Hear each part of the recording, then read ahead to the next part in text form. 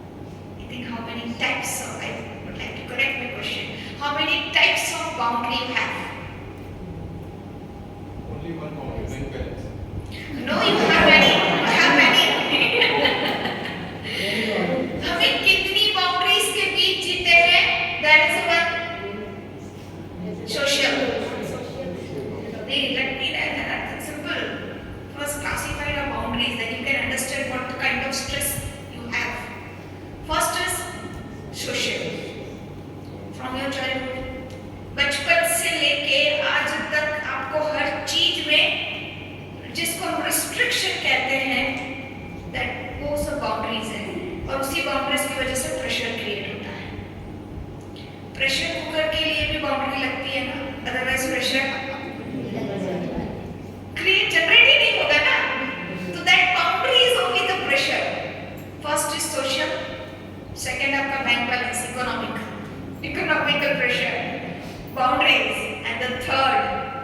their emotional boundaries. There are only 3 boundaries we have. पूरा संसार इस 3 बाउंड्रीज में आ जाता है, बराबर है? अब यही बाउंड्रीज के अंदर स्ट्रेस प्रेशर के बीच से ही जनरेट होता है। जब आप उस प्रेशर को समझ नहीं पाते, जब आपके साथ क्या हो रहा है, आपके इमोशंस आप कह नहीं पाते, समझ नहीं पाते, हाउ टू रिलीज ये पता नहीं चलता, तो अननोइंगली आप स्ट्रेस जनरेट करते हो। स्ट्रेस होता नहीं है, जनरेट हम करते हैं, हम क्रिएट करते हैं। प्रेशर होता है, आप क्रिएट नहीं करते, because that boundary you have, और उसी बाउंड्रीज के अंदर रहते हुए आप स्ट्रेस जनरेट करते हैं। इसलिए यू कांट, मैंने कभी नहीं कहा कि प्रेशर मैनेजमेंट, मैंने कहा stress management, because how can I manage a thing which is not in my control? I can manage those things जो मेरे कंट्रोल में है, जो मेरे कंट्रोल में नहीं है उसको मैं मैनेज कर ही नहीं सकती। तो हम स्ट्रेस मेरे कंट्रोल में है, बिकॉज आई क्रिएटेड इट, तो मैं उसे कंट्रोल कर सकती हूँ, उसे मैनेज कर सकती हूँ। सो फर्स्ट ऑफ ऑल हम उन बाउंड्रीज के बीच अपने आप को देख लें कि हम कैसे इमोशनल स्ट्रेस, हर स्ट्रेस को मैं पहले समझा के ऑब्वियस रेमेडीज भी दूंगी। ऐसा ही नहीं कि मैं पहले सिर्फ डायग्नोस्टिक के बाद प्रिस्क्रिप्शन भी होता है ना, तो पहले डायग्नोस करते हैं फिर प्रिस्क्राइब करते हैं। तो डायग्नोस करने के लिए पहले मैं कहूँगी कि इमोशनल स्ट्रेस कैसे जनरेट होता है, from which as you started creating feeling stressed?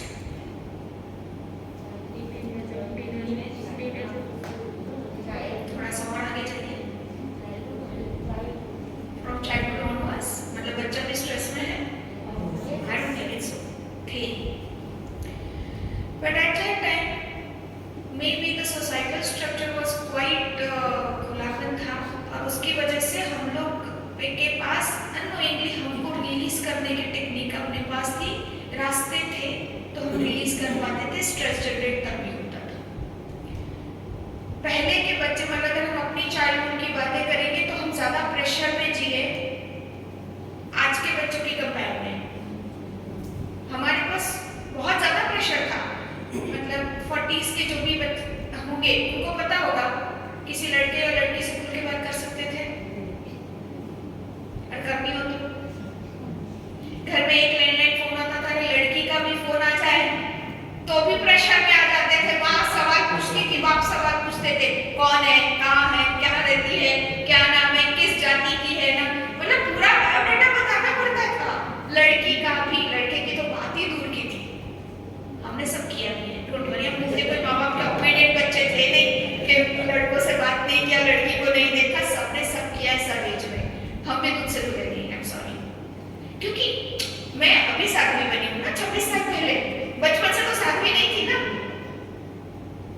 तो ये प्रेशर हम पे ज्यादा था। आज के बच्चे को वो प्रेशर नहीं है, पर हमसे ज्यादा स्ट्रेसफुल वो है। क्यों है? हमारे पास खिलौने थे, कुछ चाहिए होता था तो मांगने के लिए बहुत इजी था कि मम्मी के पास गए, मम्मी ये चाहिए, पेन चाहिए, तो माँ सवाल पूछेगी, कल ही 1 महीने पहले तो दी थी, क्या हो गया? मतलब वो रिफिल जल्दी खत्म हो जाए तब भी हिसाब किताब देना पड़ता था। Am I right or wrong? तो हम ज्यादा प्रेशर में जिए, हर तरह का प्रेशर था हमारे पास। कपड़े भी माँ बाप की पसंद के पहनने पड़ते थे, अपनी पसंद का नहीं पहन सकते थे। वो ला के दे दे, चुपचाप पहन लो, यस सही है क्योंकि मम्मी ने दिया है। कितनी एज के बाद आपने अपने पसंद के कपड़े पहने? शायद शादी के टाइम के बाद ही, वो भी नहीं वो भी कोई और आइडिया। उतने प्रेशर के बाद भी अपना चाइल्डहुड अच्छा था क्योंकि स्ट्रेस नहीं था। मतलब pressure is not the cause of stress. Pressure को दोष मत दो, उसी प्रेशर ने हमें डेवलप किया। देखो एक सिंपल एग्जांपल दूंगी। तुअर की दाल, उसको पकने में टाइम लगता है। भिगो के रात भर ओवरनाइट सोक करके भी आप बॉईल करने विदाउट प्रेशर कुकर रखोगे तो आप कितना टाइम लेगा? It will take more time, है ना। अगर आपके वो चने बहुत ज़्यादा समय लेंगे, है ना, राजमा जैसा जो धान है उसको पकने में बहुत टाइम लगता है, लेकिन कुकर में प्रेशर आपको डेवलप करता है। प्रेशर की वजह से तो जल्दी पके ना, कम टाइम में उसने अपनी टेक्सचर चेंज कर लिया। मतलब हम प्रेशर में कम टाइम में अपने आप को डेवलप कर सकते हैं। प्रेशराइज खुद को जितना चाहे उतना करो। हम प्रेशर से डरते हैं क्योंकि हमें पता नहीं है, हम ये मान के इस भ्रम में जी रहे हैं कि प्रेशर ही स्ट्रेस है। प्रेशर की वजह से स्ट्रेस कभी नहीं होता। बाउंड्री सिक्योरिटी है। देखो, अब जिस बाउंड्री से प्रेशर क्रिएट कर रहे हैं ना, वो अपनी सिक्योर प्लेस है। घर में बाउंड्रीज ना हो तो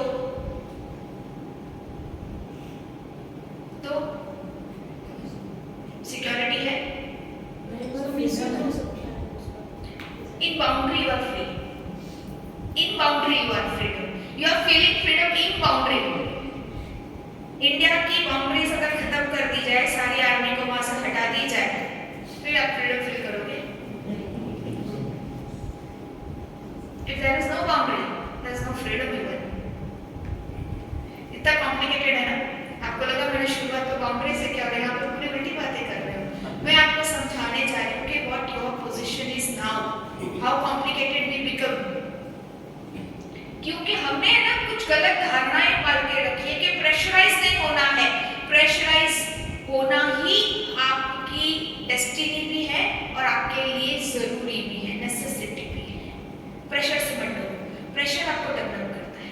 खुद को प्रेशराइज करके देखो, किस हद तक आपके अंदर का पोटेंशियल किस हद तक निखर के बाहर आएगा, ये आप भी नहीं जानते। जब तक आपको खुद को चैलेंज नहीं करोगे ना, तब तक आप डेवलप भी नहीं करोगे, पड़े रहोगे। गुजराती में क्या बच्चे पाड़ा नहीं है, पाड़ा ने कहीं प्रेशर नहीं थे। जिसको प्रेशर नहीं है वो क्या करेगा? आज के बच्चों को प्रेशर नहीं है ना, माँ बाप का प्रेशर नहीं है, इसलिए तो पड़े रहते हैं, उठते नहीं है, लेट तक जागते हैं, जैसे तैसे कुछ भी बोल सकते हैं, कुछ भी कर सकते हैं। तो उनमें और आप में डेवलपमेंट का फर्क है ना। That is the thing. तो सबसे पहले हम एक चीज निकाल दें, ये भ्रम हमें अपने आप को निकालना है कि प्रेशर स्ट्रेस नहीं है। प्रेशर की वजह से हम लोग डेवलप होते हैं, ये हमारा दुश्मन नहीं है। तो प्रेशर में स्ट्रेस कब क्रिएट होता है? देखो, फ्रीडम भी प्रेशर से आती है, तो स्ट्रेस भी प्रेशर से आता है। इन बाउंड्री, जब मैं बाउंड्री से ही लड़ना शुरू कर दूं, तब स्ट्रेस क्रिएट होता है। बाउंड्रीज में रहकर मैं बाउंड्री से ही लड़ना शुरू कर दूं, मुझे लगता है ये जो मेरे आसपास जो रिस्ट्रिक्शंस है, ये जो मेरी लिमिटेशंस आ गई है, ये लिमिटेशंस मेरे दुश्मन है और मैं उससे लड़ना शुरू कर दूं, तब स्ट्रेस क्रिएट होता है। लेकिन स्ट्रेस बहुत अलग अलग तरीके का होता है।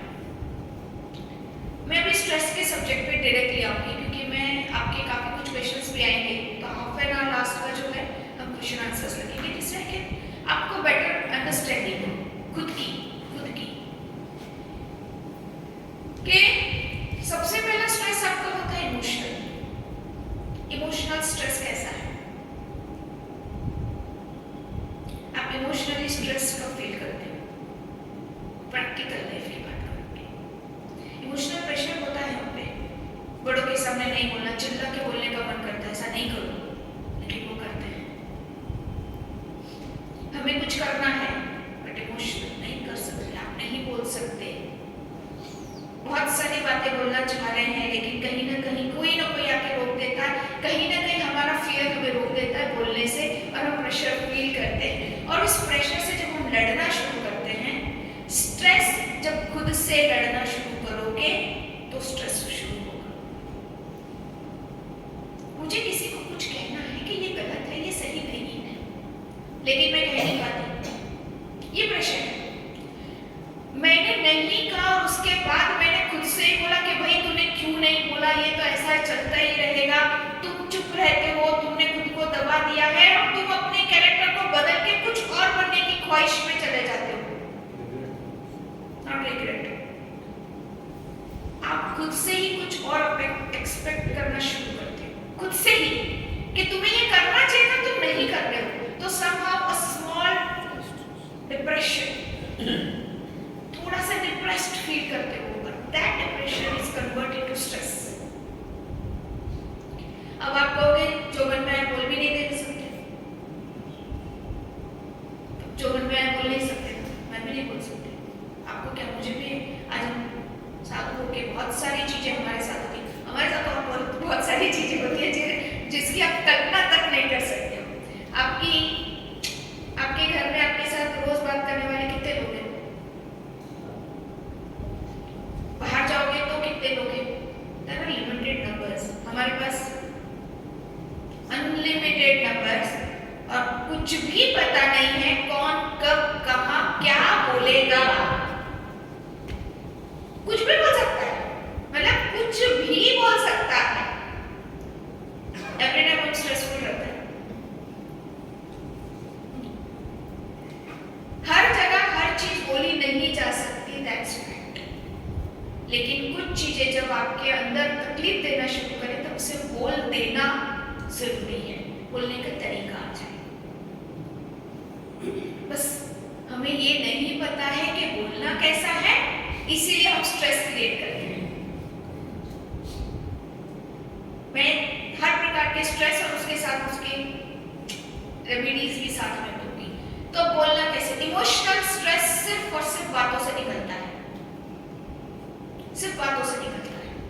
इमोशनली जब भी आप स्ट्रेसफुल होते हो, और बहुत सारी चीजें आपके स्ट्रेस में, आपके रिग्रेट्स है, गिल्ट है,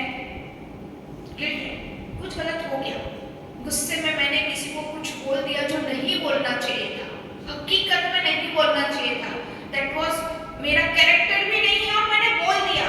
उसके बाद आप इस गिल्ट में जीते हो कि क्यों बोला, अब क्या सोचेंगे सामने वाले मेरे बारे में, मतलब गलत इंप्रेशन हो गई, ये गिल्ट हमें अंदर से खाना शुरू करता है।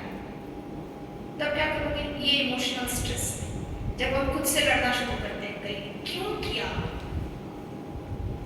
और आई थिंक यहाँ हर कोई है जो इससे गुजरा है। नहीं करना था, हो गया, नहीं करना चाहते थे बट कंट्रोल नहीं कर पाए, मन था, नहीं माना, कर लिया, कुछ हो गया। अब ये कुछ हो जाने के बाद फिर हम लोग उस गिल्ट और रिग्रेट में जीते हैं, करना चाहिए था, नहीं किया, नहीं करना था, वो कर लिया। देखो, रिग्रेट होता है और गिल्ट में, दोनों में फर्क है इमोशंस में। जो नहीं करना था वो कर लेते हैं तो उसका गिल्ट होता है, और जो करना चाहिए था वो नहीं करते हैं, वह रिग्रेट होता है। और ये दो ही हमें खाने शुरू करते हैं। सही है? काश बोल देते, लाइफ कुछ और होती। ये भ्रम है कि लाइफ कुछ और होती, अब बोलते तभी लाइफ यही रहती।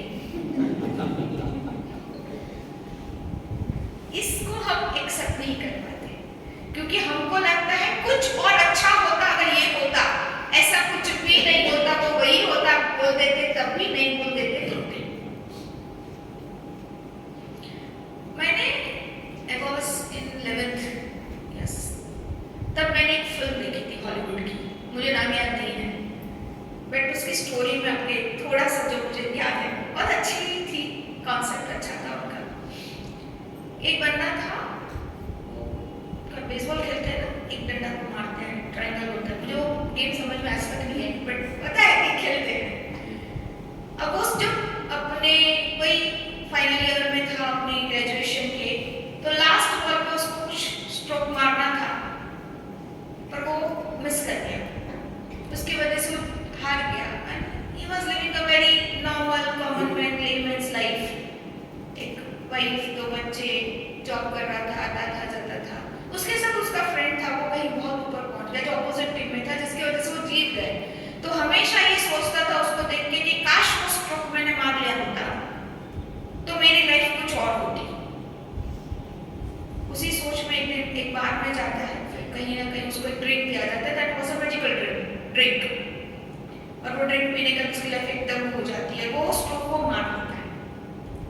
और ऑब्वियस उसके पास बहुत कुछ पैसा आ जाता है, बड़ी गाड़ी आ जाती है, but the peace, the happiness, वो प्यार जो उसके जीवन में उस समय था, वो उसका बिल्कुल खत्म हो जाता है।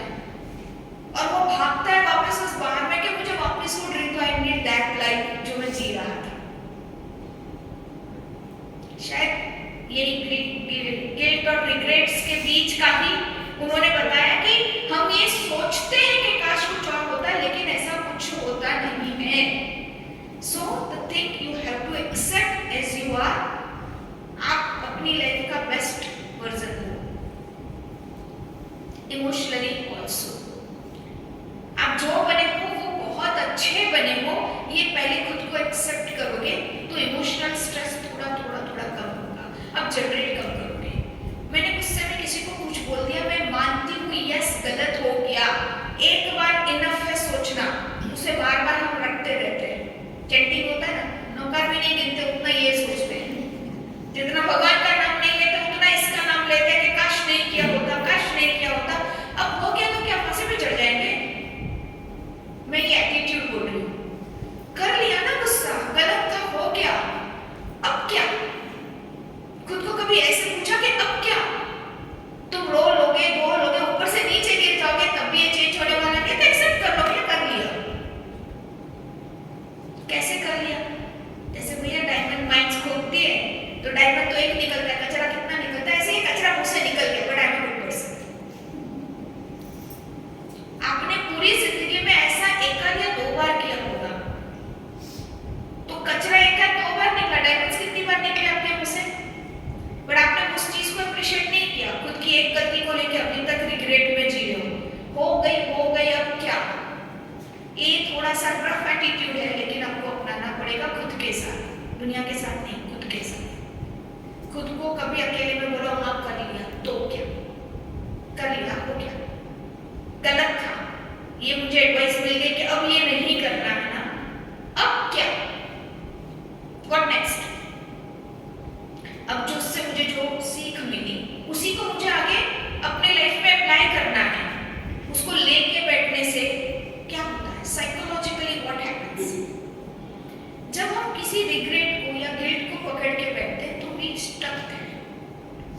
हमारा growth, mental growth, emotional growth खत्म हो जाता है। इससे धीरे धीरे अपने अंदर एक क्वालिटी डेवलप होती है कि हम किसी और के इमोशंस या अपने सराउंडिंग जो चीज है उसकी डेप्थ नहीं समझ पाते। इसलिए सबसे ज्यादा रिग्रेट में और गिल्ट में जीने वाला इंसान अपने आसपास वाले को और ज्यादा दुखी करता है, क्योंकि उसको खुद के इमोशन तो समझ में नहीं आ रहे कि उसके साथ हो क्या है, क्योंकि वो तो कहीं और पीछे अटका है ना, अभी तो वही है, पास्ट में ही है, उसको प्रेजेंट पता ही नहीं है। जब उसको प्रेजेंट नहीं पता है तो वो कैसे किसी के साथ कम्युनिकेट करेगा? तो मिसकम्युनिकेशन उन्हीं के साथ सबसे ज्यादा होगा जो ज्यादा गिल्ट और रिग्रेट में जीते हैं। मिसअंडरस्टैंडिंग वहीं से क्रिएट होती है, क्योंकि सामने वाला क्या बोल रहा है साफ को पता ही नहीं, और आप जवाब कुछ और ही दे रहे हो। समझ में आया? मैं सिंपल एक हमारे साथ हुआ था। महाराष्ट्र की हिंदी है ना थोड़ी बहुत अलग है, डिफरेंट है। मैं बोल रही हूँ नॉर्थ इंडियन हिंदी है तो इजीली आपको समझ में आ गई है। महाराष्ट्र की हिंदी बहुत डिफरेंट है। जैसे भी जमशेदपुर जाता है तो बोलते हैं मैं खाता है, मैं जाता है, मैं पीता है। महाराष्ट्र में भी इसी टाइप की थोड़ा बहुत है। तो एक लेडी ने बताया, मतलब उनको बहन मानते हैं, तो उन्होंने मुझे किसी बहू को देना था, तो बोले गुरु को दिखाते कि ये सोने का सेट उसको चढ़ाना है हमको बहू को। महाराज जी कैसा है? अच्छा है। फिर महाराज जी ने से दिखता बोला सोने का है। That is क्वेश्चन का मतलब क्या हुआ? अगर गोल्ड का है, उन्होंने बोला सोने का है। वो लेडी ने जवाब दिया अभी कहाँ?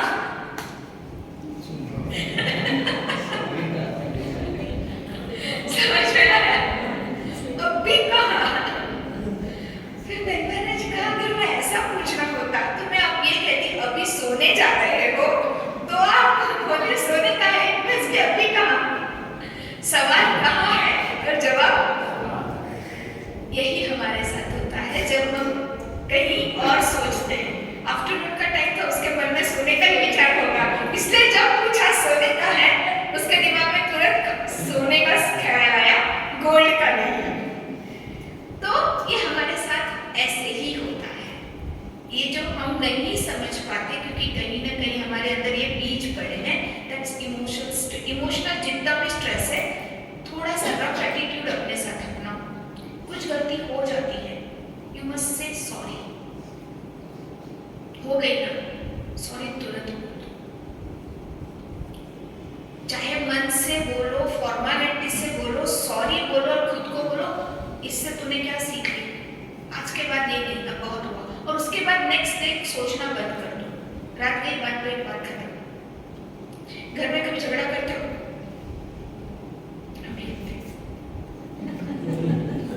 दो जन साथ में रहते तो झगड़े नहीं है। ये दुनिया का मिथ है कि साथ में रहने वाला बहुत प्रेम से जिनके साथ होते उनके साथ झगड़ा नहीं, उनके साथ तो झगड़ा होता है। पर झगड़ा कैसे करना है आपको?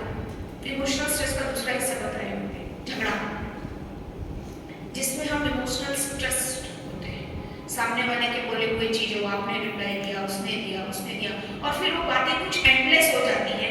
आउट ऑफ द सब झगड़ा खत्म हो जाने के बाद आपको पता चलता है कि जिस बात पे झगड़ा करना था वो तो कहना ही रह गया। इससे दूसरा झगड़ा पहले झगड़े में तैयार करके बैठते हो कि जब अगली बार कुछ होगा तो बताएंगे, और अगली बार में पिछली बार बता दे तो वही बात वापस रह जाती है। मतलब नेक्स्ट झगड़े के लिए आपको सब्जेक्ट मिल जाता है कि नेक्स्ट झगड़े में इसका हिसाब पूरा करेंगे। सही है? इसलिए आपके झगड़े खत्म ही नहीं होते और लंबे चलते रहते। किसी ने मुझे बोला रात भर झगड़े, मैं सोचती रहती हूँ इतने क्या सब्जेक्ट थे रात भर बोले। क्योंकि मेरा और पेनवाला जी का नियम है झगड़ने का। हमने झगड़ने के भी नियम बनाए हैं। रियली हमारे झगड़े के नियम बहुत स्ट्रिक्ट हैं। जिस बात पे झगड़ा है उसी बात पे बात करनी है, पास्ट की बात यहाँ नहीं डालनी है। इसलिए फायदा क्या होता है? दो पार्टी में से एक कमजोर होती है जिसकी गलती होती है, दूसरा ताकतवर होता है क्योंकि उसकी गलती नहीं होती है। थोड़ी कम होती है, होती तो है, किसी की ज्यादा होती है, किसी की कम होती है। तो जिसकी ज्यादा गलती होती है ना, वो ये नियम याद दिला देता है, कहते तुमने तो कल भी ऐसा किया था, अपने नियम था कल की बात नहीं करना, अभी की बात में स्टिक करो, बच जाते हैं। क्या होता है? सिंपल सी बात पे झगड़ा अगर आप करना चाह रहे हो, आज की बात आज ही करो, कल की बात आज मत करो। कल क्या किया था तुमने इसकी बात मत करो, क्योंकि वो बातें यूजलेस हैं। कुछ भी कर लोगे, कल को सुधारने का आपके पास कोई तरीका नहीं है। तो जिन बातों के तरीके आपके पास है नहीं, वो यूजलेस बातें जीवन से, उस यूजलेस बातें, उन विचारों को जीवन से बाहर निकालने को, क्योंकि वो कुछ काम के नहीं है। हर दिवाली पे भंगार बेचते हो ना, इसको भी बेचो, निकाल दे जाओ, पास्ट का भंगार निकाल दे जाओ।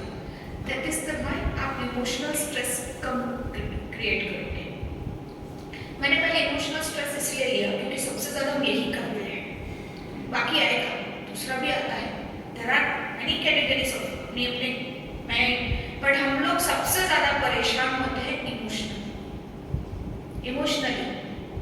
20-25 साल पहले कभी फादर के सामने ऊंची आवाज में बोल दिया, आज तक अफसोस करते हैं कि नहीं बोलना चाहिए था, नहीं बोलना चाहिए था। किसी को कुछ गलत कर दिया, आज तक अफसोस में उसके साथ गलत नहीं करना चाहिए था। अब चाहकर सुधारने के टाइम से बाहर निकल चुके हैं। जब आपके पास अब कोई तरीका नहीं बचा है तो उससे एक सीख लो, उनसे भूल जाओ। आप तो कह रहे हो भूल जाओ, भूलना ही पड़ेगा, अदरवाइज आप खुद की उस पास्ट के लिए आप अपने प्रेजेंट और आपके आसपास के लोगों और फ्यूचर तीनों को खराब कर रहे हो। पास्ट को खराब कर चुके गलत करने से, प्रेजेंट और खराब कर रहे हो, फ्यूचर और खराब होगा। इसलिए दिस इज द वे कि उसे रफली खत्म करो। झगड़े करो तो झगड़े के नियम रखोगे, पास्ट की बातें नहीं करोगे। झगड़ों में पास्ट की बातें आती है। सामने वाले ने ये मैंने यहाँ से उठा के वहां रखा, और फिर कोई बोलेगा अरे ऐसे यहाँ क्यों रख दो, यहाँ रखा करो, इसकी जगह यहाँ है। बस इतनी सी बात पे शुरू हुआ झगड़ा। फिर तीसरी सेंटेंस क्या आता है? तुमको रोज वही करते हो, तुमको तो रोज यही बोलना पड़ता है, कल भी ऐसे रखा था। फिर तुम बोलोगे, दूसरा बात पिछले की बात निकालेगा। अब कमजोर होता है ना इंसान, क्या करता है? पिछली उसकी सामने वाले की कोई और गलती निकालेगा, इस गलती को डिस्ट्रैक्ट करने के लिए, और सब्जेक्ट को खत्म करने की कोशिश करेगा जो कमजोर होगा। दैट इज जो टेक्निक है ना झगड़े की भी। कभी आपने ऑब्जर्व किया कि अपना झगड़ा कैसे करते हो आप लोग? दैट इज द प्रॉब्लम ना, हम खुद को ऑब्जर्व ही नहीं करते कि हम झगड़ा करते कैसे हैं। झगड़े में पीछे की गलतियां वही बंदा निकालता है जो कमजोर होता है, जिसके पास अब बात करने को कुछ नहीं बता और अपना ईगो सेटिस्फाई करना है, वो पीछे की गलतियां लाके आपको नीचा दिखाए अपने ही लोग अपने को नीचा दिखाते हैं, हम भी वही करते हैं ना, कोई उसी रेस में लगा हुआ है। आई एम द सुपीरियर, तुमने गलती की। और हर कोई विक्टिम गेम खेलता है, आई एम द विक्टिम। हम ही सफर कर रहे हैं, हर कोई विक्टिम गेम खेलता है। सही है कि नहीं है? ये सब हम इसलिए करते हैं कि पास्ट की इन चीजों के कचरे हमने दिमाग में लगाए रखे हैं, और यही धीरे धीरे हम स्ट्रेस क्रिएट करते हैं। इमोशनल स्ट्रेस से बाहर निकलने के लिए यू शुड लाफ लाउडली। हंसो, हम हंसते नहीं हैं।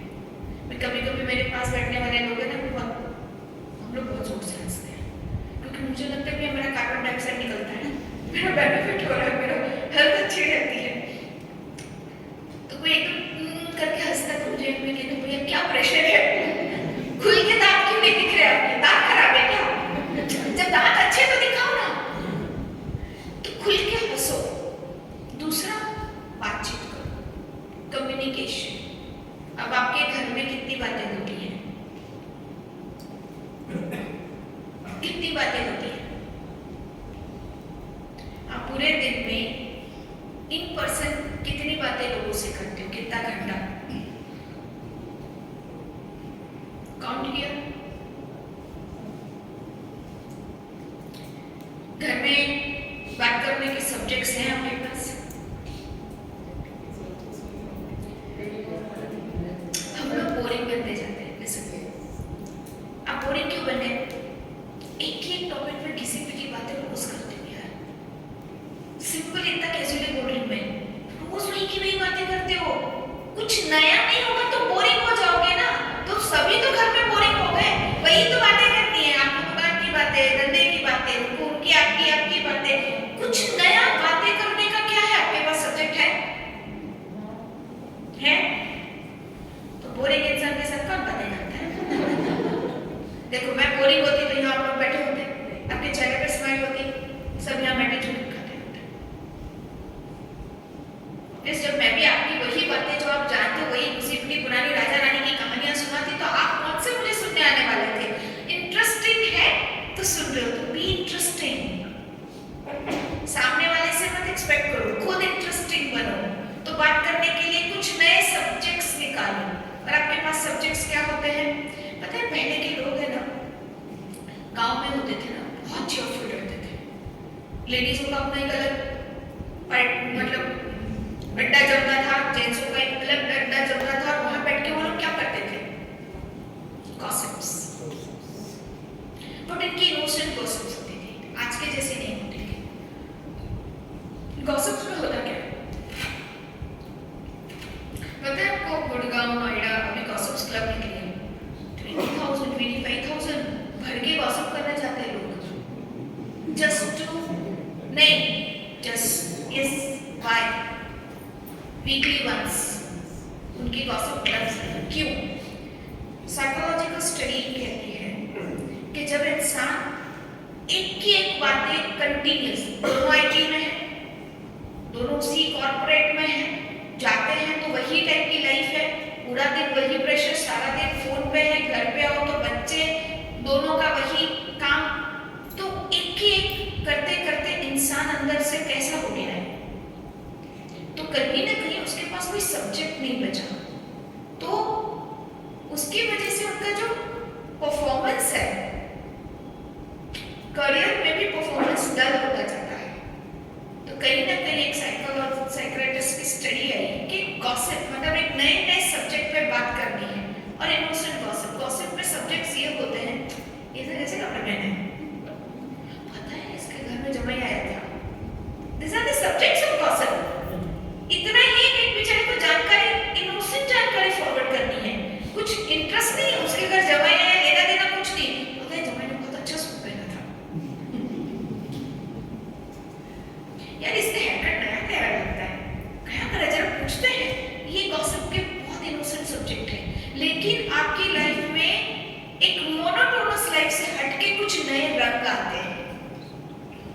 हम गॉसिप नहीं करते हैं, हम निंदा करते हैं। निंदा करते हैं, इसको ऐसा नहीं करना चाहिए था, ये निंदा हुई। अरे यार, इसको ऐसे कलर नहीं करवाना चाहिए था रंग का, कहता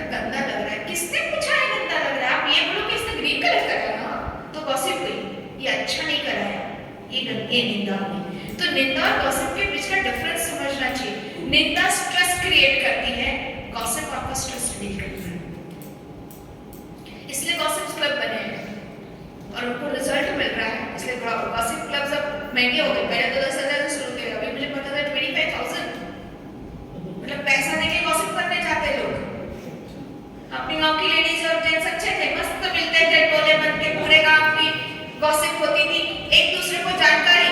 गॉसिप का मतलब है एक दूसरे को इंफॉर्मेशन फॉरवर्ड करना, दैट्स इट।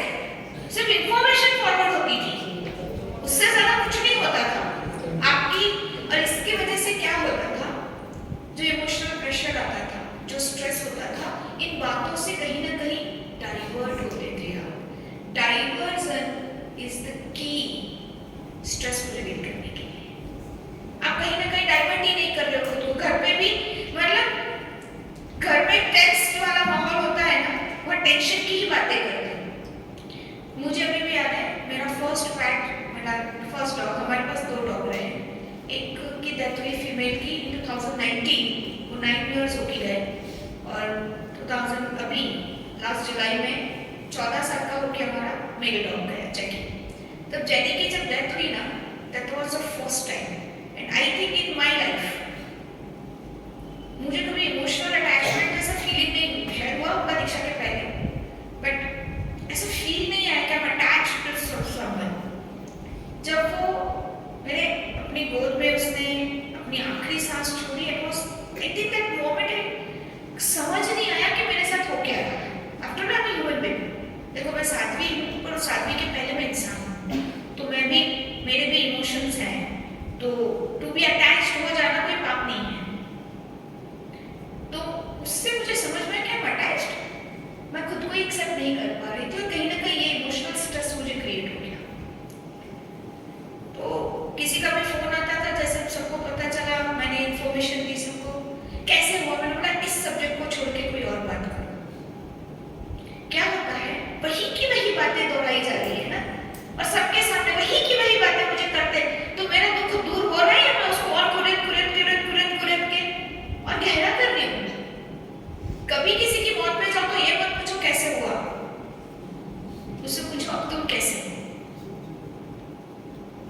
हम पूछते हैं क्या बेटे बड़ी क्या सुधर तू, but we are information gather करने आए हो क्या, या उनको कंसोल करने आए हो? कंसोल तो करते नहीं है, इंफॉर्मेशन गैदर करके घर आते हो, सिर्फ व्यवहार पूरा करके आते हो कि हाँ हम उनकी मौत पे जाके आए और उनका स्ट्रेस बढ़ा के आते। सो जब आपको यही चीज इंसान के साथ होती है, आप अपने आप को डाइवर्ट करो। कभी भी जब भी आप इमोशनली अपने आप को सप्रेस, अभी आपको स्ट्रेस फील नहीं होगा, इमोशनल स्ट्रेस पता नहीं चलता, हम सिर्फ प्रेशराइज सप्रेस्ड फील करते हैं, कहीं ना कहीं डाउन फील करते हैं। जब भी इमोशनली स्ट्रेस्ड होते हैं ना, हम डाउन फील करते हैं, डिप्रेशन फीलिंग होता है। जब डिप्रेस्ड हो ना, डाइवर्ट योरसेल्फ, कुछ भी करो पर डाइवर्ट करो खुद को, कहीं ना कहीं डाइवर्जन क्रिएट करो, कहीं ना कहीं diversion. Listen to your music, जिसको जो शौक है, वो जो भी करना चाहते हो, पूछो, हंसो, देखो, दोस्तों को मिलो, वो जो इस सब्जेक्ट से आपको दूर ले जाए। या that is the one thing, 2 techniques है, हर जगह आप भाग नहीं सकते। डाइवर्जन मतलब भाग जाना, फेस इट, सामने के सामने, या लड़ लो या भाग जाओ, दूसरा रास्ता नहीं है, 2 ही है। जिस इंसान से तकलीफ है, सामने उसको बैठो, मेरे साथ बात करो, आई हैव दिस प्रॉब्लम, आपकी ये बातों से यहाँ मेरी प्रॉब्लम है, इतनी हिम्मत है? अगर हिम्मत नहीं है तो फरियाद देनी बंद करो या बोल दो। सबसे अच्छी बात है सामने वालों को बोल दो कि पता चले कि हाँ प्रॉब्लम है। हमने कभी आज तक, हम इमोशनल स्ट्रेस सिर्फ अपने लोगों से होते हैं, दुनिया से नहीं होते। इमोशनली स्ट्रेस सिर्फ अपने घर में होते हैं, और घर में हमने 90% अपने इमोशंस कभी शेयर किए ही नहीं, जैसे हम फील करते हैं। हम जैसा किसी को प्रेम करते हैं, प्यार करते हैं, वो प्यार भी हमने ऐसा बताया नहीं सामने को, बताया या आपके चीज आपने दिल तक पहुंचे, आपने कभी इसके एफर्ट्स भी लिए, वो समझ जाए। अरे क्या समझता है इतना बोले, बच्चा रोए ना तो माँ दूध भी नहीं पिलाती है, बच्चे को भी रोना पड़ता है पेट भरने के लिए। तो आपको क्या लगता है आपको बिना पूछे, आपके बिना बोले आपके मन की सारी चीजें हो जाएगी? बिना बोले बोलते हो, बट इतना गंदा तरीके से बोलते हो कि उसको कोई मतलब ही नहीं रहता। प्यार से शांति से क्यों नहीं बोल सकते? क्यों नहीं बोल सकते? सामने वाले को बोलो कि भाई सामने से बैठो, बातचीत करनी है। और आपको याद ना आए तो पॉइंट नोट डाउन कर लो कि कौन कौन से सब्जेक्ट पे बातचीत करनी है, और वो एक एक सब्जेक्ट राइट अप करते जाओगे, सॉल्यूशन वन रिजॉल्व हुआ कि नहीं हुआ बातचीत से। इंडिया पाकिस्तान पे बॉर्डर पे भी तो बातचीत होती है। ये जो अंदर के युद्ध होते हैं वो बातचीत से ही सुलझते हैं ना। तो आपके अंदर के युद्ध बातचीत के लिए तैयार हो दोनों पार्टी तय करो, this is the only procedure. नहीं तो सिर्फ सफरिंग के साथ क्या होता है। मैं धार्मिक दृष्टि लेना नहीं चाहती, बट आएगी। आफ्टर मैं साधु शास्त्रों के ज्ञान में से ही ये सारी चीजें निकली है। हम सिर्फ अपना जीवन बर्बाद करते हैं फालतू के बकवास के इमोशंस में। टू बी इमोशनल गलत नहीं है, हर्ट होना गलत नहीं है, या किसी से प्यार करना पाप नहीं है, लेकिन इन इमोशंस को दबाए रखना, कॉम्प्लिकेटेड करना, उसके अंदर बुद्धि करना, और आपको खुद को ना पता चलना, सामने वाले को ना पता चलना, घृणा और राग और द्वेष में चले जाना, ये गलत है। और ये हम करते रहते हैं। और आप फ्री होना शुरू करो, हल्का होना शुरू करो, आपके चेहरे पर अपने आप स्माइल आएगी। अच्छा मेरी एज कितनी होगी अकॉर्डिंग टू यू? मैंने बोल दिया है पहले 40s में हूँ। Actually I am in late 40s, I am 48। सबको लगेगा ना हाँ लुक्स तो यार क्यों? आपके सब ब्यूटी पार्लर होती है, ना जाने क्या लेता है पता है सब होता है। मैं तो दीक्षा के पहले भी कभी ब्यूटी पार्लर नहीं गई। पता है आपको व्हाट इज योर ब्यूटी कहाँ चली गई? रिंकल्स कैसे आते हैं आपके चेहरे पे? रिंकल्स कैसे आते हैं? जितना इमोशनल स्ट्रेस बढ़ेगा उतनी आपकी स्किन डल होगी। इसलिए जब भी डर्मा के पास जाते हो तो वो क्या बोलता है, आपकी स्ट्रेस नहीं देखता है। इमोशनल कितना स्ट्रेस हो उस हिसाब से आपको देता है ना दवाइयाँ। तो मैं जैसे अपना मतलब आपकी हेल्थ इफेक्ट हो रही है, आप डल होते जा रहे हो, कहीं ना कहीं नीचे मरते जा रहे हो। हम जिंदा है ये फील करना शुरू करो। आज मैं सिर्फ एक इमोशनल स्ट्रेस की बात कर रही हूँ, उसको रिलीव करने के लिए अपने आप को डाइवर्ट करो या फेस करो, दो में से तीसरे रास्ते नहीं है। फेस करने के लिए आपको सामने सामने बातचीत करनी होगी, बट जैसे बोलना है वैसे बोलना होगा। दूसरा है एक्चुअली कहने को 3 कैटेगरीज हम करते हैं, बट मैं बहुत डेप्थ में अगर जाती हूँ तो एक है जनरल स्ट्रेस। जनरल स्ट्रेस मतलब आए दिन हलते चलते हम लोग क्रिएट करते हैं। कैसे? आप कहीं जा रहे हो, ट्रैफिक लग गया, अब ट्रैफिक में आप बैठे हो, क्या करते हो? स्ट्रेस जनरेट करते हो। और प्रॉब्लम क्या होती है, इमोशनल स्ट्रेस है ना आपका कहीं बहुत ज्यादा नहीं उल्टी करते हो, वो लगभग जहाँ है वहीं जाता है, दूसरों के पास तो ठीक रहता है। लेकिन ये जो जनरल स्ट्रेस आप क्रिएट करते हो ना, क्रिएट कहाँ होता है? उल्टी कहीं और होती है। उल्टी शब्द होती है क्योंकि वो अच्छा नहीं होता है। गुस्सा किसी पे है, निकालते किसी पे, तो गुस्सा नहीं, वो स्ट्रेस है। आप ट्रैफिक में जा रहे हो, मूड अच्छा है लेकिन ट्रैफिक लग गया और भयंकर वाला जाम था, अब बैठे बैठे क्या करोगे?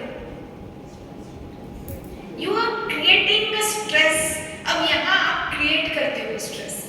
आपको लगेगा ट्रैफिक में तो होना ही होना है स्ट्रेस, फिर माथा गर्म होता है, अरे तुमने आगे लगा लिया, कोई बीच में आ गया, कोई आड़ा टेढ़ा खड़ा है, अंदर से कितनी गालियां निकलती है उस बंदे पे जिसने अगर ट्रैफिक क्रिएट किया हो। अब क्या करोगे? आपके हाथ में है, आपने किया है, आपकी वजह से हुआ है, फिर भी आपने ऐसे ओढ़ लिया उसको जैसे पूरा ट्रैफिक का जिम्मेदारी आपकी अपनी है।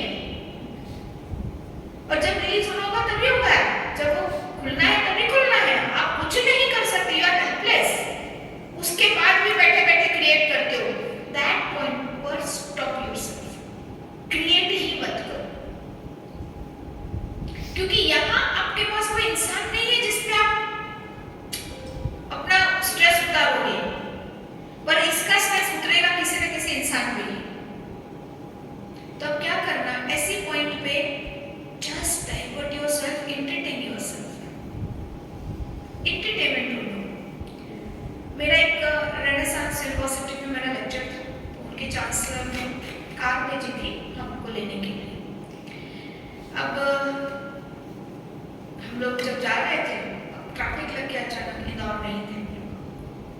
अब वो बंदा एकदम एंग्जियस हो गया कि टाइमिंग पे पहुंचना है और ट्रैफिक अभी खुल नहीं रहा, ये कैसे बंदे। फिर मैंने उसको बोला बेटा रुक, ये दुकान का नाम देख, किसकी दुकान में? तो सजीली धजीली, कपड़ों की होगी, देख नीचे फर्नीचर की है। ओ मैंने तो देखा ही नहीं। फिर मैंने कुछ और एक इंसान को देखो फेरी वाले का कपड़ा देखा, वो तो कैसे मस्त चिल्ला रहा है, तूने कभी सीधा दिखाया है क्या, खाना है क्या? उसको पता नहीं चला कि मैं उसके साथ क्या कर रही हूँ, क्यों रैंडम कोई भी सब्जेक्ट की। फाइनली ट्रैफिक जब नेट खुला ना तभी खुला, लेकिन वो 10 मिनट मैंने उसको घुमाती रही, वो भी अब मैं साथी थी, मेरे सामने बोलना था ही नहीं, तो वो भी मेरे साथ बातों में घुलता गया घुलता गया घुलता गया घुलता गया। 10 मिनट में ट्रैफिक खुला ना, तो मैंने बोला बेटा वो 10 मिनट में तो अपना पूरा दिमाग खराब कर लेता, जब होना था तभी होना था, क्या फर्क पड़ जाएगा, कौन सी दुनिया लूट जाएगी अगर मेरा लेक्चर 10 मिनट बाद शुरू हो जाएगा। बेटा अच्छा है ना, मुझे इंपॉर्टेंस मिलेगा, वो स्टूडेंट नहीं आएंगे, आ जाएंगे, उसके बाद मैं वीआईपी की तरह एंट्री करूंगी। तो वो मुझे सिर्फ देखता रहा। You have to find your happiness. आपको खुश रहना है तो आपको वजह खुद को ही बनानी है, कोई और आपको खुश कभी नहीं कर सकता, आपको ही खुश होना है। खुश होने की वजह ढूंढ लो, खुश होने की वजह ढूंढ लो। मुझे अभी भी याद है, केतन भाई को भी याद होगा, मैं लास्ट चैत्र मैंने की होली, लास्ट तो नहीं उसके पहले शायद, उसके पहले की चैत्र की होली है, दूसरी बार की है मेरी, यहाँ पे मैं आई थी अहिंसा भवन का, तब ये बना नहीं था। तो नॉर्मली अहिंसा भवन में फर्स्ट फ्लोर पे साधवी जी उठते हैं, पर उस समय वो लॉक था बिकॉज ऑफ सम रीजंस, तो मुझे सेकेंड फ्लोर पे उतरना था। तो सबको लेडीजों ने मतलब कानाफूसी शुरू कर दी मेरी, दूसरे वाले पे कोई मिलने नहीं आएगा, और मैं तब अकेली आती बिकॉज जैकी था तो बेनवारा जी को उसके साथ रहना जरूरी था। तो अकेले अकेले तो फिर मैं ऊपर बोल तक हम लोग आ नहीं पाएंगे, लिफ्ट चलती नहीं है और बहुत सारी बातें आई। मैंने रूम में जाके क्या देखा, वाह नीचे वाला रूम तो कितना गंदा था, कितना अच्छा वीआईपी रूम मिला मुझे।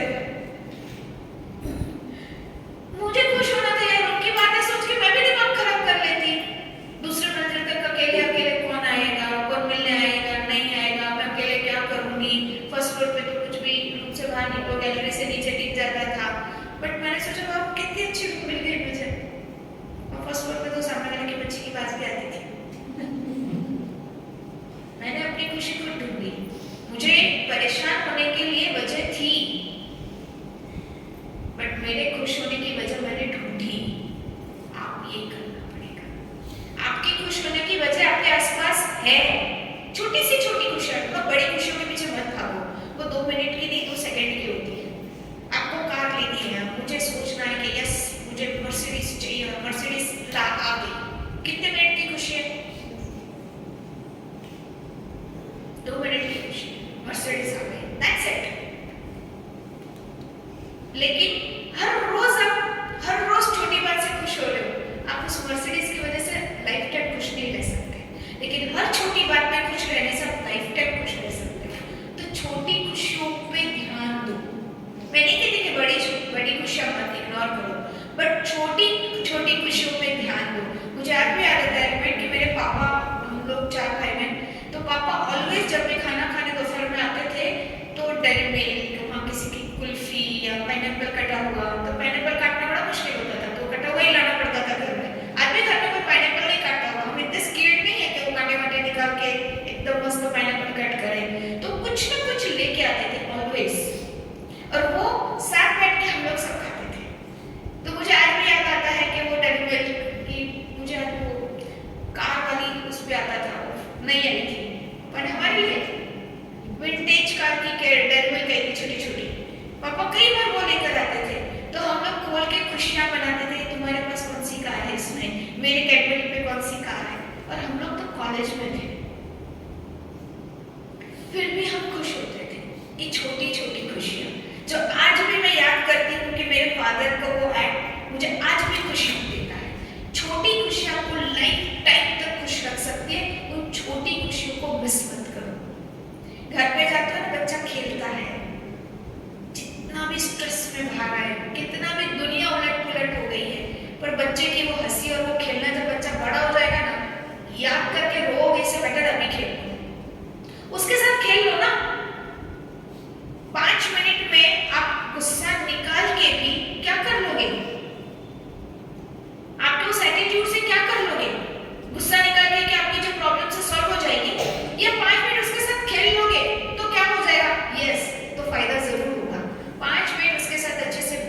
कर लेने से कम कोई चीज है, जब पानी बॉईल होता है ना तो तलवा नहीं दिखता। प्रॉब्लम्स के सॉल्यूशन न देखना वो प्रॉब्लम है। Problem is not a problem. आपको सॉल्यूशन नहीं मिलते हैं बिकॉज जब आपकी प्रॉब्लम्स आती है ना आपका पूरा दिमाग बॉईल करता है तो तलवे दिखते ही नहीं है, इसलिए आपको सॉल्यूशन नहीं मिलते। लेकिन जब आपका दिमाग शांत होता है सॉल्यूशन आपके आसपास ही कहीं होता है। तो दिमाग शांत करने के लिए सामने घर में बच्चा है, फिर आप क्या करते हो? घर में आपके अपने व्यक्ति है, उनके साथ बैठ के थोड़ा चलो ना ताश खेलते हैं। मुझे नहीं लगता घर में भी कोई ताश खेलता होगा। मैंने अपने बचपन में मेरे माँ बाप को ताश खेलते हुए देखा है, दोनों को भी फ्रेंड्स के साथ। फिर हम भी बच्चे बड़े हुए तो हम भी ऐसे ही खेलना शुरू हुए। पूरा दिन कॉलेज ये क्लासेस सब, रात में हम सब 4 भाई बहन है ना, तो रात फिर हमारी है। हम 1-2 घंटे तो साथ रहते हैं, तो 2 घंटे हमने इतना, आज भी मैं कहूँगी भी इतनी हेल्दी मेमोरीज हमारी आज भी है। जो अगर आज भी हम लोग 7वीं महीने में भी हम लोग मिलते हैं तो हमारी वो मस्तियाँ याद करते हैं और आज भी उनको कुछ खाते हुए याद आता है कि हमने ऐसी मस्ती की थी। आपके पास है ऐसी मेमोरीज? क्रिएट नहीं कर सकते? आज भी क्रिएट कर सकते हैं। मुझे तो दीक्षा लेने के बाद भी मेरी सारी मेमोरीज, हैप्पी मेमोरीज याद है। क्या दीक्षा लेके हम एंजॉय नहीं कर सकते यहाँ की लाइफ? ऐसे उदास से रहने वाले साथ आई डोंट लाइक। मैं साधु को कोई दुखियारी आत्मा थोड़ी ना हूँ कि ऐसे उदास गंभीर चेहरा करके बैठूं। I am the most happiest person in this universe. तो मैं तो खुश रहूंगी, हंसूंगी, हर मोमेंट को एंजॉय करूंगी। विहार करके चलते थे, शाम का कोची रास्ते में करनी थी और मैं कहती थी आज पिकनिक करेंगे। मैं बिहार की कोची और पिकनिक नाम दे दो, क्यों नहीं हो सकता? हो सकता है ना? ये आपके हाथ में है। What to create? हैप्पीनेस आपको क्रिएट करनी पड़ेगी इमोशनल स्ट्रेस से बाहर निकलने के लिए। छोटी छोटी बातें हैं जिसको आप क्रिएट करना शुरू करो। छोटी छोटी बातों में छोटी छोटी बातें आपका बिहेवियर चेंज करो। मैं छोटे से एग्जांपल के साथ ये कंप्लीट करूंगी, अभी और स्ट्रेस बाकी है। मैंने कहा था एक सेशन में कंप्लीट नहीं होगा, बट मैं नेक्स्ट टाइम पे सोचूंगी कि दूसरा सब्जेक्ट ले लूं क्योंकि मैं लिमिटेड टाइम हूं, लंबा समय में नहीं ले सकती। पाथवे ऑफ सक्सेस ही तो नेक्स्ट स्टेप में हम सक्सेस लेंगे। मैं एक छोटा सा एग्जांपल दूंगी कि सुबह का टाइम होता है, जैसे सिटी की life, I don't know the Calcutta की लाइफ कैसी है, but I have seen my Mumbai की लाइफ। बट मॉर्निंग टाइम पे किसी को किसी के साथ बात करने का टाइम नहीं होता। हर किसी को अपना शेड्यूल, एक रोबोटिक लाइफ जीता है। टाइम से उठना, यहाँ जाना है, वहाँ जाना है, टाइम ट्रेन पकड़नी है, जाना है, चाहे वो हाउसवाइफ ही है या फिर स्कूल स्टूडेंट है, सबकी लाइफ ऐसी है। तो मॉर्निंग में सबके पास टाइम बहुत क्रूशियल होता है, हर टाइम ये। अब सेम टाइम पे था, वो भी बंदा ऑफिस में जाना था, बच्चे को स्कूल में छोड़ना था, स्कूल बस आ रही थी तो एक वहाँ पे जाकर उसको छोड़ना था, स्कूल बस में बिठा के उसको अपने ऑफिस के लिए निकलना था। और वो कॉफ़ी पी रहा था, हाथ में कॉफ़ी था। बच्चा खेलता खेला स्कूल में यूनिफॉर्म में खेलता खेलता आया और उसके हाथ की ठोकर उसके कॉफ़ी के टच किया और कॉफ़ी का मग हाथ से गिर गया। उसके शर्ट पे कुछ कॉफ़ी गिरी, नीचे कॉफ़ी गिरी, बच्चा भी डर गया कि मेरे कप नीचे गिरा, टूटा। और वो बंदा जोर से चिल्लाया बच्चे पे, क्या करते हो, देख के नहीं चल सकते क्या? अब क्या करेंगे, मेरा ये हो गया। अंदर से जैसे वो चिल्लाए माँ से बच्चे पे इसलिए माँ आ गई बच्चे के सपोर्ट में और फिर झगड़ा शुरू हुआ। बच्चे पे क्या चिल्ला रहे हो, ठीक है ना, हो गया ना, गलती हो गई, इतना जोर से बच्चे को, तो बेचारा बच्चा कितना डर गया। वो बाप का ऐसा चेहरा तना हुआ देख के, माँ बाप का झगड़ा देख के, वो उस बेचारा सहमा हुआ बच्चा, आंखों में पानी आ गया। फिर बोला कपड़े छट करो, उसको लेके जाना। ये झंझट भाई में 10 मिनट निकल गए झगड़े में। फिर भाई साहब ने शर्ट बदला, चेंज किया, उसने भी गुस्से में, वाइफ ने भी सब कुछ किया। ये नॉर्मल होता है ना नॉर्मल। अब भाई साहब नीचे उतरे, बस निकल गए, उसको स्कूल तक छोड़ने जाना पड़ा। स्कूल तक छोड़ने जाने में आधा घंटा लेट हो गया। अब ऑफिस में घुसे, आधा पौन घंटा लेट हुआ। बॉस आ गए थे, बोले भैया तुम लेट आते हो। बॉस ने गर्मा गर्मी कर दी, पूरा दिन उसको लगा इसमें है। इसको सुधारा जा सकता था कौन से पॉइंट में? एटीट्यूड क्या होना चाहिए था? जब कॉफी का मग गिरा, पहला सेंटेंस क्या निकलना चाहिए था? बेटा तुझे तो कुछ नहीं हुआ ना। सिंपल एक सेंटेंस था। अब उस छोटे बच्चे के दिमाग में बाप की गलत इमेज क्रिएट की, वाइफ के दिमाग में भी गलत फादर के रूप में आपने अपनी इमेज क्रिएट की। हुआ ना? सिर्फ एक एटीट्यूड। व्हाट इज इंपॉर्टेंट, बच्चा या कॉफी? प्रायोरिटी सेट करना में गड़बड़ करती है। बच्चा इज इंपॉर्टेंट, कॉफी के लिए है गरम गरम है, बच्चे को तो कुछ नहीं हुआ ना, वो तो नहीं चला ना। तो सबसे पहले टेक केयर किसकी करनी चाहिए थी? बच्चे की। यहां हम अपनी छोटी छोटी गलतियां, अब स्ट्रेस किसने जनरेट किया?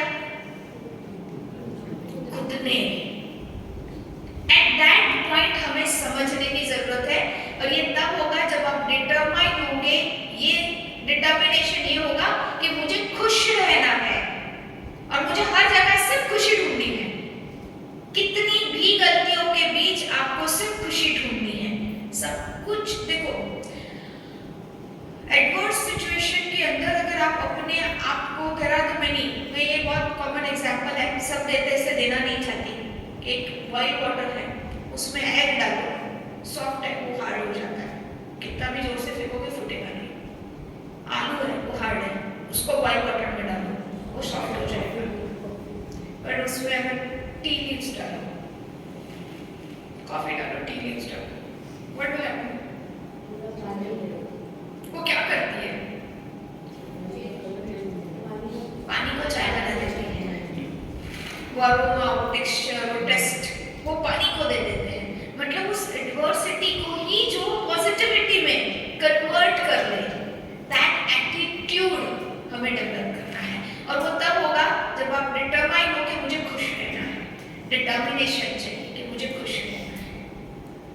तो कितनी भी पोजीशन हो, आप ऊपर से नीचे गिर गए, पैरों में लगी है, क्या करोगे? लाउडली लाफ, सीरियसली बोलती हूँ, हंसो और मस्त जोर से हंसो। जब गिरो तो जोर से करके देखना, मैंने एक्सपेरिमेंट अपने आप में कितनी बार किया। जब भी मैं जोर से गिरती हूँ मैं मस्त हंसती हूँ, और इसकी वजह से कभी मेरा हड्डी नहीं क्रैक हुई आज तक। पेन वहीं खत्म हो जाता है जैसे आपने हंसना शुरू किया, और फिर अपने आप को सोच, पेन हो रहा है, उस पर दिमाग डालने की जगह ये सोचो मैं गिरी कैसे। वो सोचने में इतना दिमाग लगा दिया कि मुझे याद ही नहीं आया कि मुझे कहीं दर्द है। तो कहीं ना कहीं that is the diversion positive way में होना चाहिए। ये धीरे धीरे करने से आपका इमोशनल स्ट्रेस जो है ना वो क्रिएट होगा, एटीट्यूड क्रिएट होगा टुवर्ड्स हैप्पीनेस या फिर टुवर्ड्स डिप्रेशन। दूसरे भी है काफी कुछ टेक्निक्स में देखूंगी, क्योंकि वो पाथवे ऑफ सक्सेस में आ ही जाएंगे। इस सब्जेक्ट को मैं यही इसलिए करूंगी कि पाथवे ऑफ सब्जेक्ट के इसमें स्ट्रेस के काफी कुछ आ जाएंगे, और उसके बीच में ले लूंगी, because that is a really big subject. तो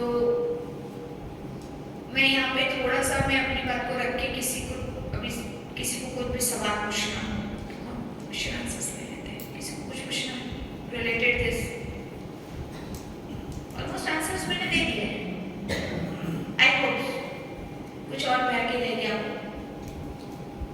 ये तो हमारी सबसे बड़ी प्रॉब्लम है, हम पूछेंगे तो लोग मुझे जज करेंगे, 4 लोग देखेंगे, कौन देखता है, किसी को बड़ी नहीं है,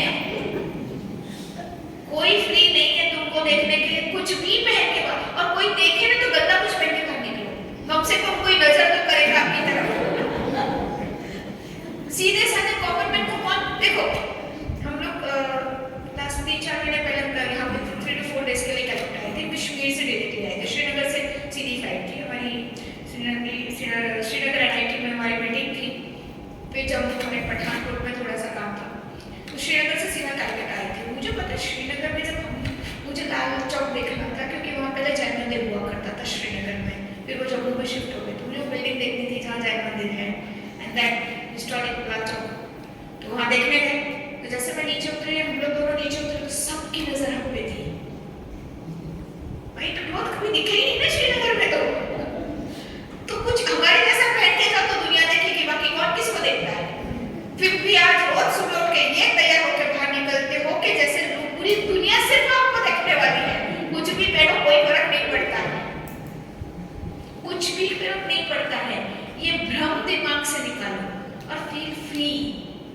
ये जो बाउंड्रीज खुद ने भी कभी कुछ बनाई है ना, ये आपकी बनाई है, दुनिया ने नहीं बनाई है, खुद ने बनाई है। कोई देखता है, कोई कहेगा, क्या कहेगा, कहेगा जरूर कहेगा। देखो मैं इसलिए कहूँगी कि 14 साल जैन समाज में डॉग के साथ विचरण करना, कट्टरपंथी मंदिर मार्गियों के बीच रहना और वहाँ चातुर्मास करना, हमारे पीछे कुछ नहीं बोला गया होगा। स्टिल आज हम प्लेन से आते हैं, फ्लाइट से आते हैं, we use all the vehicles and gadgets and everything, हमारे पीठ पीछे नहीं बोला जाता क्या हमको नहीं पता है? हमें पता है, फिर भी हमारा एटीट्यूड भी बदला है, क्योंकि मुझे पता है वो पीठ पीछे है, पीठ पीछे कौन बोलता है? और मैं आपको बताऊं, मैं बहुत खुश हूँ कि मेरे पीठ पीछे बात हो रही है। That's the secret of it. Common साधु साध्वी आगे जाए कौन याद रखता है? हम जैसों को तो याद रखते हैं। अब तो हमारे मार्केटिंग एजेंट्स हो, एक से दूसरे को बताते हैं, अरे महाराज जी फ्लाइट से आते हैं, अरे महाराज जी के पास डॉग है। तो हमारी तो इतनी पब्लिसिटी होती है जितनी किसी और साधु की होती है। मैं रियली बहुत खुश होती थी, क्योंकि जो बंदा एक बार भी हमको देखता था ना, 15-15 साल तक, 14 साल डॉग रहा है ना, जिन्होंने 14 साल पहले हमको बिहार में एक दिन के लिए देखा, बात तक नहीं भूला, बोलते आप हमारे गांव में आते। मैं उस बंदे को भूल गई। 14 साल में कितने हजारों लोगों को मिल लिए। बोले नहीं महाराज जी आप हमारे गांव में आए थे, छोटे छोटे डॉग थे आपके साथ, थैंक यू। कितने साल वाकई में उसको याद भी नहीं रहे, हम याद रहे। इससे बड़ी मार्केटिंग और क्या हो सकती है? इससे बड़ी पब्लिसिटी और क्या हो सकती है? खुश होने जैसा नहीं, होने जैसा है। देखो हम ऐसे हैं तो हमारी पीठ पीछे बात करते हैं, बाकी अच्छे की कौन बात करता है? और दूसरी कड़वी सच्चाई, तो बेचारे नियम पालते हैं, उनको कौन छोड़ दिया? छोड़ा है किसी को? हमको क्या छोड़ोगे? जिसने महावीर को नहीं छोड़ा वो हमको क्या छोड़ेगा भाई? तो ये अपेक्षा समाज से रखना ही बेकार है। देखो ये एटीट्यूड हमारा है, इसलिए हम बदलाव के लिए बिल्कुल झिझक बेझिझक होके रहते हैं। दुनिया का डर हमें मार डालता है, दुनिया गंदी नहीं है। जैन समाज में आपको मैं कहूँ इतने अच्छे लोग हैं, नहीं तो 14 साल डॉग के साथ चातुर्मास करना मंदिर हो गए, आसान है। फिर भी हमने किया, ऐसे जबरदस्ती आके तो नहीं कैप्चर करके आज हम यही चातुर्मास करेंगे। संघ ने रिक्वेस्ट की ना आपको, तो कभी न कभी जब आप कोई नए विचार को लेके जाते हैं तो सबसे बड़ा आपका दुश्मन आपका डर होता है। दुनिया का डर ये आपका सबसे बड़ा दुश्मन है। दुनिया उतनी बुरी नहीं है। जब ये उन्हीं को डर होता है जो खुद बुरा होता है। जो खुद बुरा होता है ना वो दुनिया से डरता है। उनको लगता है मैं जैसी मेरी गंदगी है, पूरी दुनिया की सोच वैसी ही गंदी है, तो खुद की गंदगी निकालो और दुनिया से डर खत्म करो, तो कहीं ना कहीं एटीट्यूड जनरेट होगा। दुनिया में अच्छे लोग हैं, लोगों में अच्छाई दिखना शुरू होगी। जब डरते हो तो लोगों में सिर्फ बुराई दिखना शुरू होगी, क्योंकि आपको लगेगा लोग ऐसे ही देखते हैं। लोग कोई पीछे पीछे बात करते हैं, अरे भैया इन्फॉर्मेशन भी शेयर, गॉसिप कर रहे हैं, निंदा नहीं कर रहे हैं कि तुमने गाली ली, वो गॉसिप है। लेकिन आपको गॉसिप से भी प्रॉब्लम होना शुरू हो जाएगी कि भैया गॉसिप करते हो, गॉसिप तो करो। मैंने कई जगह परिवारों में ऐसा देखा है जहाँ बाप बेटे के बीच बात ही नहीं होती, बात ही नहीं करते। तो करते क्यों घर में? सफोकेशन नहीं होता ऐसे घरों में जहाँ बातचीत ना हो? नहीं होता वो सफोकेशन। घर एकदम सुनसान स्मशान जैसा हो। तो मैंने उनको कहा ठीक है बातचीत शुरू करो। बोले क्या सब्जेक्ट ही नहीं है? आप सोचो बाप और बेटे के बीच सब्जेक्ट नहीं है बात करने के, है ना? आपके घर वालों के पास सब्जेक्ट है बात करने के, और वो भी सब्जेक्ट है तो घिसे पीटे वही पुरानी गलतियां, वो विक्टिम गेम। सब्जेक्ट है तो विक्टिम गेम के, और कुछ नहीं है। तो मैंने बोला साथ बातचीत करो, तुम अपने फ्रेंड्स की बात शेयर करो, और मैंने उसके फादर को बोलो तुम भी अपनी फ्रेंड्स की बात शुरू करो, सिर्फ गॉसिप करो फ्रेंड्स को लेकर। तो उसने आज ये कपड़ा पहना था, उसने आज वैसा लिया, आज उसने उसके साथ बात की, उसको उसने गाली दी। बोले क्या ये क्या बातें हैं? उसका क्या सेंस है? तो सेंसलेस बात, सेंसफुल बहुत सेंसिबल हो गए ना, बहुत कल्चर्ड वे में जी लिए ना, तो घर को स्मशान बना दिया। अब थोड़ा आप सेंसलेस बातें करके घर को धंधा कर लो। और मैंने आपको बचकान दी, लिटरली 15 मिनट्स गॉसिप करनी है।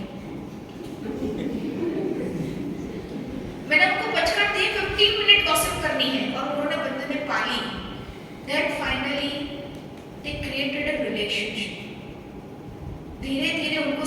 में आना शुरू हुआ, कौन से पॉइंट पे ये दोनों ने बोलना बंद किया, फिर एक आमने सामने उन्होंने अपने इमोशनल बातें फेस की, गलतियां, रिजल्ट हो गया, रिश्ता अच्छा हो गया।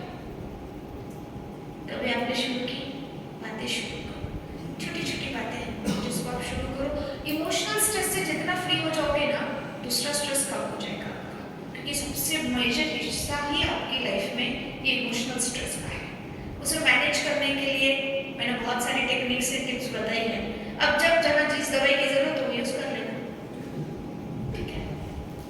किसी को कुछ पूछना है? ठीक है, अच्छा, और एक बात मुझे पूछना है। आई थिंक मैं 1.5 घंटा बोली यहाँ आसपास नियर अबाउट, इसमें से यूजफुल आपके लिए कितना था? मैं भी तो देख लूं खुद को, आपके लिए कितना यूजफुल था? कितना परसेंट? सब फुल्ली बोल रहे हैं? अच्छा, तो फिर मैं आपसे अपेक्षा रख सकती हूँ कि उसको फुल्ली आप अप्लाई करोगे। हाँ, ट्राई करना, एक ट्राई इसको भी दे दो। कॉमन लाइफ जीते जीते अपने तरीके से बहुत जी लिया, एक ट्राई इसको भी दे दो। और मैं चाहूँगी जैसे हम हंसते हैं ना, वैसे स्माइल नेचर, देखो हमारी एक स्माइल आर्टिफिशियल नहीं है, इसलिए आपको अपील करती है। स्माइल हमारी इसलिए अपील करती है कि वो नेचुरल है, आर्टिफिशियल नहीं, हम अंदर से उतने खुश हैं। और ये स्माइल किसी के सामने देखते तो ऐसी बात आर्टिफिशियल मुझे आती भी नहीं, लेकिन ऐसी होती हुई शायद हमारी ऐसे आर्टिफिशियल नहीं है, नेचुरल स्माइल है। और मैं चाह रही हूँ कि नेचुरल स्माइल आप सबके चेहरे पे आए।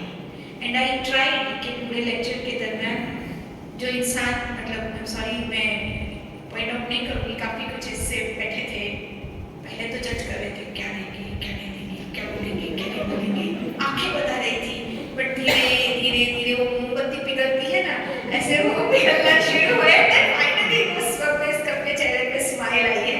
दैट इज माय सक्सेस, कि अभी इस पॉइंट पे सबके चेहरे पे स्माइल है, and that is my success.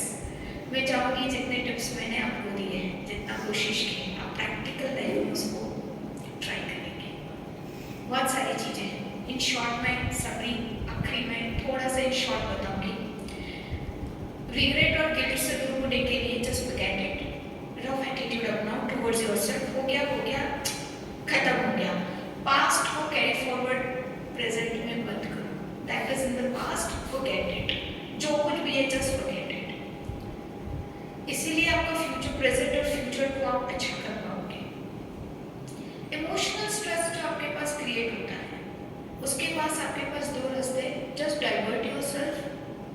जहाँ भी लगता है कि गुस्सा आ रहा है, डाइवर्ट योरसेल्फ विद थिंग्स, या सामने उस बंदे के साथ बैठ के रिजॉल्व करो, फेस करो, स्मॉल हैप्पीनेस क्रिएट करो।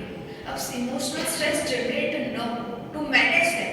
कभी कभी अननोइंगली भी होता है, हर बार हर किसी के साथ तुम्हारे पसंद नहीं है ना, मुझे तुमसे अपेक्षा, कितना बोलोगे, हर बार बोलना भी नहीं होता है पॉसिबल ना, तो वैसा क्रिएट जनरेट न हो stress.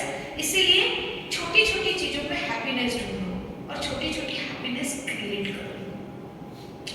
Like a bouquet, collect करो स्मॉल फ्लावर्स और एक बुके बनाओ अपनी लाइफ को, कि जहाँ भी हो आपको देखना है कि कुछ अच्छा है ना, वो देखो और खुश हो जाओ। मुझे खुश रहना है, ये डिटर्मिनेशन आपके अंदर आए। और इन जनरल जो भी स्ट्रेस आपके हाथ में है, that things which are beyond your control, divert yourself on the spot, divert yourself. जो आपके कंट्रोल में नहीं है, शेयर मार्केट नीचे जाना या ऊपर आना आपके कंट्रोल में नहीं है, ट्रैफिक जाम होना आपके कंट्रोल में, ममता दीदी आए या नरेंद्र मोदी आए आपके कंट्रोल में, तो जो आपके कंट्रोल में नहीं है उस पर ध्यान मत दो और अपने आप को डाइवर्ट करो। That the simple technique. Almost ऐसे जियोगे तो मैं ये नहीं कहूँगी आप स्ट्रेस जनरेट नहीं करोगे, स्ट्रेस लाइफ में नहीं होगा, स्ट्रेस फ्री लाइफ नहीं होगी ऐसा नहीं है। You will be in a pressure, आप प्रेशर में जरूर जियोगे बट स्ट्रेस मैनेज करते हो, तो प्रेशर आपको डेवलप करते जाएगा, आपके अंदर के पोटेंशियल एकदम सक्सेसफुल इंसान बनाने में हेल्प करेगा. सो प्रेशर तो लेके चलो और स्ट्रेस जनरेट मत करो. प्रैक्टिस